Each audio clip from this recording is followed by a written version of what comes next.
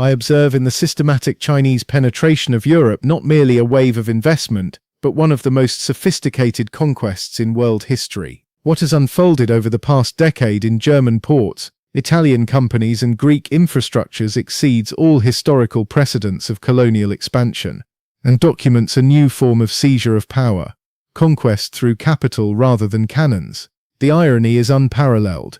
Europe voluntarily opens its doors to a power that rejects its values, threatens its security, and systematically erodes its sovereignty. This development is taking place at a historical moment in which European politicians are still speaking of win-win partnerships and mutual respect, while Chinese strategists have long since been planning the next phases of European subordination. What is presented as harmless business dealings proves, upon closer analysis, to be a coordinated campaign to transform Europe into a Chinese sphere of influence. The speed of this silent conquest surprises even experienced geopolitical analysts.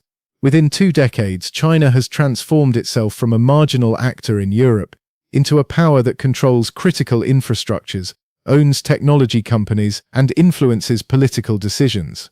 This transformation was neither accidental nor purely commercial, but followed a strategic master plan to reorganize global power relations. China's European policy is rooted in the 100-year marathon strategy, which regards Europe not as a partner but as an object to be subjugated. Beijing recognized early on that military conquest is ineffective in the modern era, whereas economic penetration creates sustainable political influence. The Belt and Road Initiative is therefore not trade promotion but an instrument of hegemony. Decisive was the Chinese analysis of European weaknesses, short-term profit thinking, institutional fragmentation, and strategic naivety. While European companies optimized quarterly results, Beijing planned decades ahead. While EU institutions debated regulations, Chinese state-owned enterprises purchased critical assets. The Chinese strategy was based on 3 pillars. First, the takeover of critical infrastructures through ostensibly commercial investments. Second, the control of technology companies to enable surveillance and create dependency. Third, cultural infiltration through Confucius institutes, student exchanges, and media partnerships. This approach was historically unprecedented. Traditional colonial powers conquered territories through violence. China conquers economies through investment. The result is the same, political control, but the method is more subtle and more difficult to resist. Particularly perfidious was the exploitation of the European financial crisis of 2008-2012. While European banks collapsed and governments imposed austerity, China offered seemingly generous liquidity. Greek ports, Italian companies, German technology firms, everything became available at bargain prices, and China seized the opportunity systematically. The EU responded with a naive welcome of Chinese rescue, without thinking through the strategic implications. What began as short-term financial assistance developed into permanent dependency. China purchased not only companies but also political influence. At the same time, Beijing used European legal systems to legitimize its expansion. Chinese takeovers were treated not as security threats but as normal market transactions. This legalistic naivety enabled an infiltration that would have been impossible by traditional means.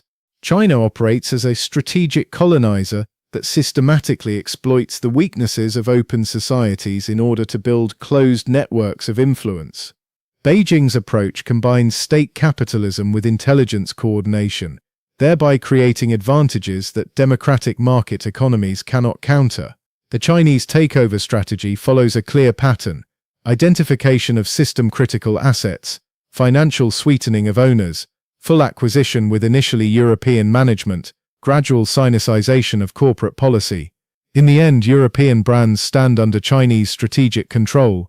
Hamburg Port is the prime example of this tactic. China's COSCO initially bought into Germany's largest container terminal as a normal investor. Today, COSCO controls critical parts of German import-export logistics and can manipulate European supply chains according to Chinese interests. A similar pattern occurred with the takeover of the port of Piraeus in Greece. What was presented as a rescue of the bankrupt port facility proved to be strategic control over southern Europe's most important logistics hub. China can now steer the flow of goods between Asia and Europe, according to political considerations. The European Union acts as a naive target that systematically underestimates the strategic implications of Chinese investments, and, due to institutional weaknesses, offers easy prey for coordinated infiltration.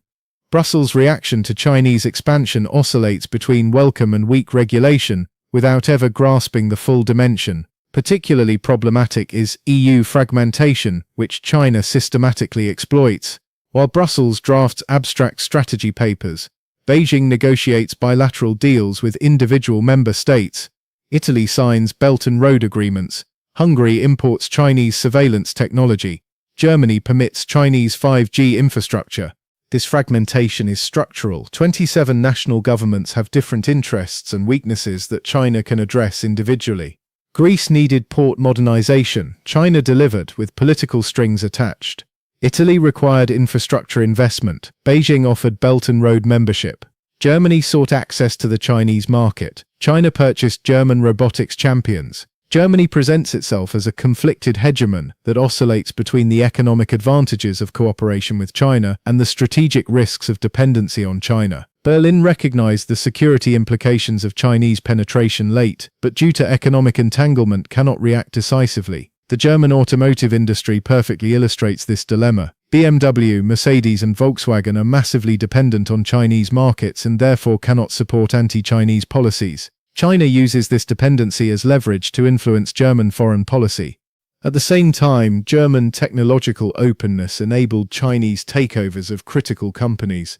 KUKA Robotics, formerly a German market leader, now belongs to the Chinese Midea Group. Kion forklifts, once a German technological jewel, are under Chinese control. These takeovers were not isolated transactions but part of a coordinated campaign to control German industrial technology. The United States functions as a distant protector that criticizes European naivety towards Chinese expansion, but lacks the resources or the will for systematic countermeasures. Washington's warnings about Chinese infiltration are dismissed in Europe as expressions of American self-interest. In the current development, I recognize three critical trends that go beyond economic investment and fundamentally threaten European sovereignty. First, economic dependency creation leads to Beijing's systematic capacity to exert pressure on European governments. Through targeted investments and market dependencies, China creates leverage that influences political decisions. Countries with high exposure to China can no longer conduct an independent foreign policy. These dependencies can be mathematically documented. German car exports to China now exceed German exports to the United States. 15% of Italian tourism depends on Chinese visitors. 60% of Greek maritime transport runs through Chinese-controlled ports. These figures do not reflect normal trade relations but strategic vulnerabilities. Second, technology transfer extraction intensifies into a systematic appropriation of European innovations. Chinese takeovers of European technology companies primarily serve the transfer of know-how to China, where European innovations are copied, further developed and exported back to Europe as competing Chinese products. Airbus competitor Comac uses European supplier technology for Chinese aircraft intended in the long term to displace Airbus. Chinese electric vehicle manufacturers such as BYD use German battery technology for vehicles that undercut German producers. This dynamic is self-reinforcing. Europe finances its own technological displacement. Third, cultural political infiltration is developing into a comprehensive soft power offensive that influences European public opinion and political decision-making. Confucius Institutes promote Chinese narratives at European universities, Chinese media companies purchase European newspapers, and Chinese diplomats threaten critical European journalists. I project three likely development paths arising from the current Chinese strategy in Europe. In the first scenario, continued European passivity leads to the gradual vassalization of Europe. China systematically expands control over European critical infrastructures, technology companies and media until European sovereignty effectively no longer exists. Europe becomes a Chinese sphere of influence with formal independence but substantive subordination. In the second scenario, growing public awareness forces European governments into defensive countermeasures modeled on the American example.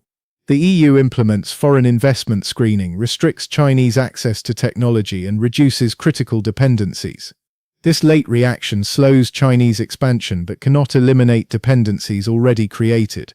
In the third scenario, geopolitical escalation between the United States and China leads to a forced alliance choice for Europe. An American ultimatum, China or us, compels Europe to choose between economic interests and security loyalty. This choice could fracture the transatlantic alliance or revolutionize European-China policy. The concrete mechanisms of Chinese technological infiltration document the sophistication of Beijing's strategy. Huawei's 5G infrastructure creates not only dependency, but also surveillance capabilities. TikTok collects not only user data, but also influences political opinion formation. Chinese electric vehicles contain not only batteries, but also sensors for data collection. This technological penetration is particularly dangerous because it is irreversible. While ports and companies could theoretically be repurchased, technological standards and data dependencies are permanent. Europe risks becoming trapped in Chinese technological ecosystems from which decoupling is practically impossible. China's strategy of technological encirclement manifests itself in concrete corporate acquisitions. KUKA Robotics brought German precision automation to China. Putzmeister supplied concrete technology for Chinese infrastructure projects, and Krauss-Maffei transferred injection molding expertise to the Far East. These acquisitions were not isolated investments but a coordinated campaign to appropriate German engineering knowledge. At the same time, China establishes its own technological standards in Europe. Chinese payment systems such as Alipay penetrate European markets. Chinese cloud services store European data on Chinese servers, and Chinese smart city technology monitors European citizens. This digital colonization often occurs unnoticed by governments and citizens alike. Particularly critical are Chinese investments in European semiconductor and AI companies. These sectors define technological sovereignty for the 21st century. China is systematically attempting to acquire or control European champions in these areas. The automotive sector illustrates the perfidious nature of China's technology strategy. European manufacturers are pressured into technology cooperation in order to gain market access. These joint ventures systematically transfer European know-how to China. Tesla competitor BYD uses German battery technology. Geely replicates Volvo safety innovations. What I recognize in China's strategy towards Europe is not merely economic expansion, but a systematic attack on the foundations of European civilization, democracy, the rule of law, open society. China exploits these values against Europe by instrumentalizing openness for infiltration and diversity for division. The irony lies in the fact that Europe allows its own principles to become weapons against itself. While China remains closed and systematically blocks European investment, Europe naively opens its markets to Chinese takeovers. This asymmetry is fatal and threatens Europe's future.